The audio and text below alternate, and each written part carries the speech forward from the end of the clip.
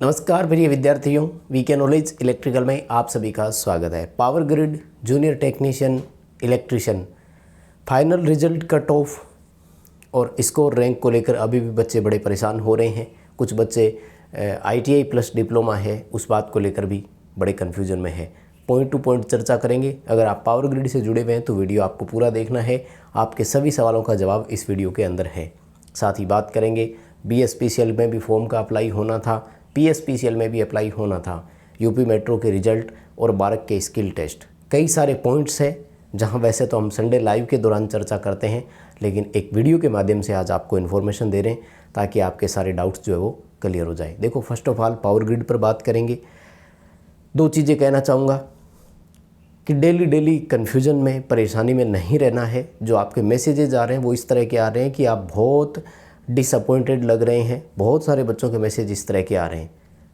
क्या मिलेगा डेली अगर हम इसी पर चर्चा करते रहेंगे? तो हमारा काम था एग्ज़ाम देना, हमने दे दिया।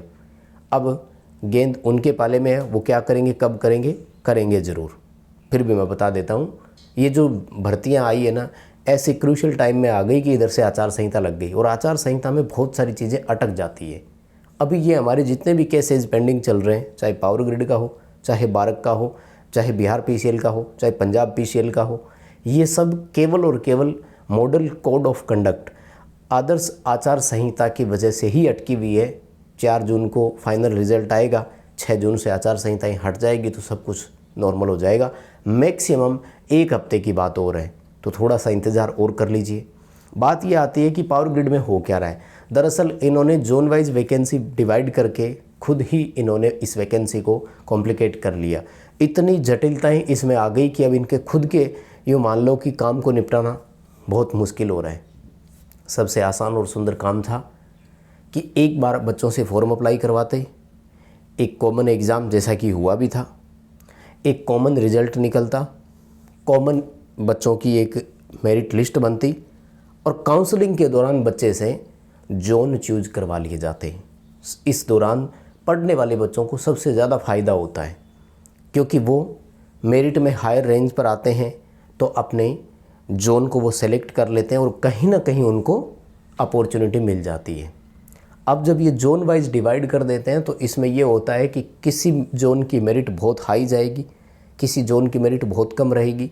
ऐसे में अगर एक पढ़ने वाला बच्चा उस जोन में चला गया जहाँ मेरिट वेरी हाई गई थी तो वहाँ उसमें वंचित रहने की रिस्क रहती है। तो सबसे अच्छा काम, और इनके लिए भी ये काम आसान हो जाता। अभी एग्ज़ाम का जो आपको स्कोर लिस्ट जारी की है, अब बहुत सारे बच्चे ना स्कोर लिस्ट देख करके भी परेशान हो रहे हैं। तो मैं आपको बता दूं, अभी फ़िलहाल के लिए चाहे आपके क्वालिफाइड लिखा हुआ आ रहा है या क्वालिफाइड नहीं लिखा हुआ आ रहा है, तो किसी को भी घबराने की ज़रूरत नहीं है। अभी ये कोई भी श्योर नहीं है कि वो अंदर है और वो बाहर है। यानी जिसके क्वालिफाइड लिखा हुआ है और जिसके कुछ भी नहीं लिखा हुआ आ रहा, वो दोनों ही ना तो वो रेस से बाहर हुए और ना ही रेस के अंदर है। अभी कोई कंफर्म नहीं है क्योंकि वो डिपेंड करेगा कि कट ऑफ कैसे आएगी, कितनी आएगी, कब आएगी।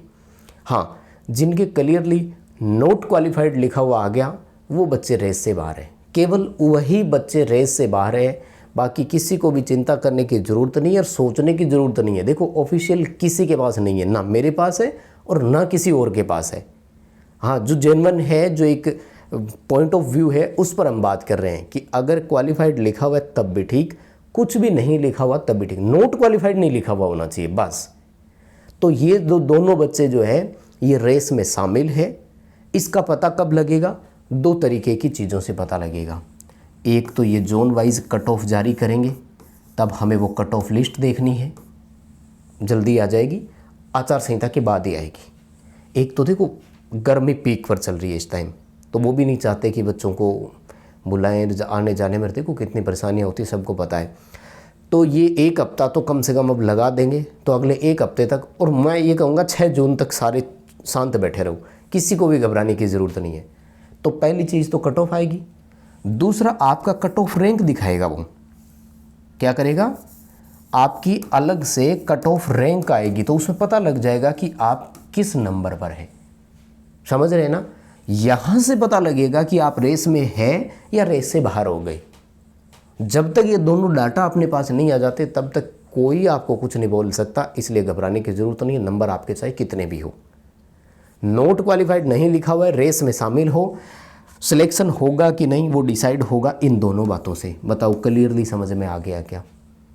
अब आ जाते हैं उस पॉइंट पर कि मेरे पास ITI भी है, डिप्लोमा भी है। देखो भैया, हायर क्वालिफिकेशन को इन्होंने कंप्लीटली प्रोहिबिटेड किया हुआ है, मना किया हुआ था। इन्होंने साफ कहा था कि अगर आपके पास ITI, डिप्लोमा और BTech है तो हम बाहर कर देंगे। गलती है ना? लास्ट वैकेंसी में एक बच्चे पर केस हो भी गया था। ये सीधा केस करते हैं, रिजेक्ट करते हैं और बाहर करते हैं। अब डिसीजन आपको लेना है। इसके पीछे कारण क्या है वो मैं आपको बता देता हूँ, और अभी घबराने की ज़रूरत नहीं है। सिलेक्शन होगा कि नहीं देखेंगे तब की बात है, और उसका अल्टरनेट ऑप्शन क्या है वो भी मैं आपको बता देता हूँ। कारण ये है कि जैसे ही बच्चे के पास हायर क्वालिफिकेशन है, हायर पोस्ट पर उसका सिलेक्शन होता है, वो नौकरी छोड़कर भाग जाता है। कोई भी विभाग ये नहीं चाहता कि उसके पास एक एम्प्लॉय आ जाए और वो छोड़कर चला जाए, क्योंकि पहली बात तो आपको ट्रेन किया, ये वो डिपार्टमेंट को खर्चा लगता है। दूसरी, एक पोस्ट खाली हो गई, एक पोस्ट के लिए नई भर्ती आ नहीं सकती। दूसरी बात, आप साल 2 साल वहाँ अगर काम करते हैं और उसके बाद छोड़कर जाते हैं तो आपका वो अनुभव उस डिपार्टमेंट को कोई काम नहीं आ रहा। बस इसी वजह से डिपार्टमेंट आपसे बॉन्ड भरवाते हैं, डिपार्टमेंट हायर क्वालिफिकेशन को बैन करते हैं, और कुछ नहीं होता। तो पहला पॉइंट तो ये कारण था। दूसरा, अब कई बच्चे कह रहे हैं हमारा स्कोर अच्छा है, तो देखते हैं सिलेक्शन होगा कि नहीं। स्कोर अच्छा आपको लग रहा है, कट ऑफ कितनी जाएगी वो डिसाइड करेगा। पॉइंट ऑफ व्यू ये था। अगर सिलेक्शन हो जाता है तो इसका अल्टरनेट ऑप्शन क्या है कि आप एक एफिडेविट लिख कर ले जा सकते हैं, जिसमें आप उनको ये कह सकते हैं कि मैं आपको विश्वास दिलाता हूँ, मैं शपथ लेता हूँ कि मैं नौकरी छोड़कर नहीं जाऊँगा, मैं ये JTT की नौकरी छोड़कर नहीं जाऊँगा, प्लीज़ मुझे इस पोस्ट पर ज्वाइनिंग दे दीजिए। मैंने हायर क्वालिफिकेशन इसलिए करी ताकि मेरे पास रोज़गार के और अवसर हो सकता है कि इस पर वो एग्री कर जाएं। बाकी अगर हायर क्वालिफिकेशन है तो रिस्क आपकी है। मुझे लगता है पावर ग्रिड पर इसके बाद आपके मैसेजेस नहीं आएंगे। अगर सारे सवालों के जवाब मिल गए तो प्लीज़ इस वीडियो को लाइक ज़रूर कीजिएगा। आओ सेकंड पर आते हैं। 12 का देखो, वैकेंसी कैंसिल नहीं होगी, स्किल टेस्ट 100% होगा, ठीक है ना? हिम्मत है तो कंटिन्यूटी बना के रखो, नहीं तो चुपचाप शांति से बैठे रहो, देखी जाएगी वो क्या करते हैं। होगा कब? 6 जून से पहले कोई संभावना नहीं है। 6 जून के बाद कब निकालते हैं इनकी मर्जी है। वैकेंसी कैंसिल नहीं होगी। जिसका स्किल टेस्ट के लिए शॉर्ट लिस्ट हुआ है, भाई साहब डायग्राम बनाते रहिए, अपने अंदर कॉन्फिडेंस लाते रहिए, जहां मौका मिलता है प्रैक्टिकल कीजिए। इतनी ही सलाह दे सकता हूं। आज जो भी बात बोल रहा हूं पूरी ठोस बोल रहा हूं, हो सकता है किसी को बुरी लगे, लेकिन इसमें कोई वो नहीं है कि मैं आपको मीठा मीठा गप गप और कड़वा कड़वा थू थू वाली बात करूं। नहीं, जो है वो बता रहा हूं। 100% स्किल टेस्ट लेंगे, वैकेंसी कैंसिल नहीं होगी। कब लेंगे, कहाँ लेंगे, इन पर डिपेंड है। 6 जून से पहले, आचार संहिता से पहले बहुत कम चांस है, नहीं लेंगे, किसी भी हालत में नहीं लेंगे, क्योंकि लेना होता तो इतना लेट नहीं करते, कभी भी ले लेते। सेम कंडीशन बिहार PCL के लिए है। आचार संहिता हटते ही लिंक ओपन हो जाएगा। अगर बिहार से होना तो लाइफ में आपको ऐसा मौका कभी नहीं मिलेगा, क्योंकि 2000 टेक्नीशियन के पद, यार पूरे देश में ALP की 6000 पद है, समझ रहे हो ना आप? इसका 33% आपके अकेले स्टेट में है, बिहार से है। और ये मौका हाथ से चूक जाए ना तो ज़िंदगी में किसी को दोष मत देना, क्योंकि आपके पास मौका है और जो कुछ करना है ना वो आपको ही करना है। देखो, हम कुछ नहीं कर सकते, कोई और कुछ नहीं कर सकते, आपके माता पिता कुछ नहीं कर सकते, मेहनत आपको करनी है। आज यूट्यूब पर इतने सोर्स है आपके पास पढ़ने के लिए, किसी का पेड कोर्स लेने की ज़रूरत नहीं है। मैं फिर क्लियरली बोल रहा हूँ। हाँ, आपको लगे कि मुझे सुव्यवस्थित तैयारी करनी है तो जहाँ से आपको अच्छा लगे वहाँ से कोर्स ले लीजिए, लेकिन यूट्यूब पर भी इतना मटेरियल है, पढ़िए इसे। पहले लिंक तो ओपन हो जाए, फॉर्म भर लूँ, संतुष्टि हो जाए, उसके बाद तैयारी करूँगा, तो भैया फिर चिड़िया चुग गई खेत अब पछताए होत क्या, वो कहानी ना हो जाए, क्योंकि मौका नहीं देंगे। हो सकता है फॉर्म की एप्लीकेशन की लास्ट डेट के 1 महीने बाद ही पेपर ले लें, फिर क्या करोगे? हमारे पास ऑप्शन क्या है, बैकअप क्या है, मुझे ये बताइए। हमारे पास यही मौका है। जब तक एप्लीकेशन स्टार्ट नहीं होता तब तक तो एग्ज़ाम नहीं हो सकता ना, तो मेहनत कीजिए। शायद मेरी बातों से आज सहमत हो रहे हैं। आज इस तरह की बात आपको कोई नहीं बताता है जो मैं बता रहा हूँ। भाई, हमें हमारी ज़िंदगी सुधारनी है। आपको कोई सिलेक्शन के बाद में कोई ये नहीं कहेगा कि कहाँ से पढ़ कर आए थे, समझ रहे हैं? और किसी को भी बोल देना कि मैंने आपके यहाँ से पढ़ा, या किसी को भी बोल देना कि मैंने यहाँ से नहीं पढ़ा, तो कोई फ़र्क भी नहीं पड़ता उनके यहाँ, समझ रहे हैं आप? भी बिहार PCL में कोई बच्चा लगता है, हमारे यहाँ से सिलेक्ट होता है, और मुझे अगर ये कहे कि मैं आपके यहाँ से नहीं पढ़ा तो कोई बात नहीं, क्या फ़र्क पड़ता है? आपकी ज़िंदगी सुधर गई ना, हमारे लिए वो महत्वपूर्ण है। आपके परिवार, समाज, सोसाइटी कितने आपकी ज़िंदगी सुधर गई, मेन वो था।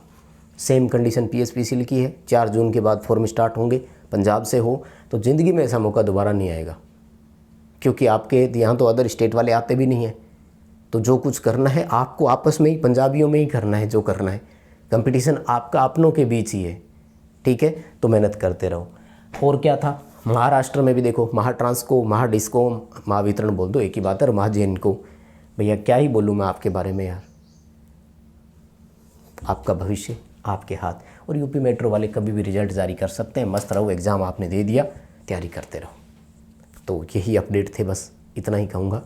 शायद सारे पॉइंट्स से सहमत हो। प्लीज़ वीडियो को लाइक किए बिना नहीं जाएंगे, और कमेंट बॉक्स खुला है, आपके क्या विचार है ये भी मुझे बताएंगे। बहुत बहुत धन्यवाद।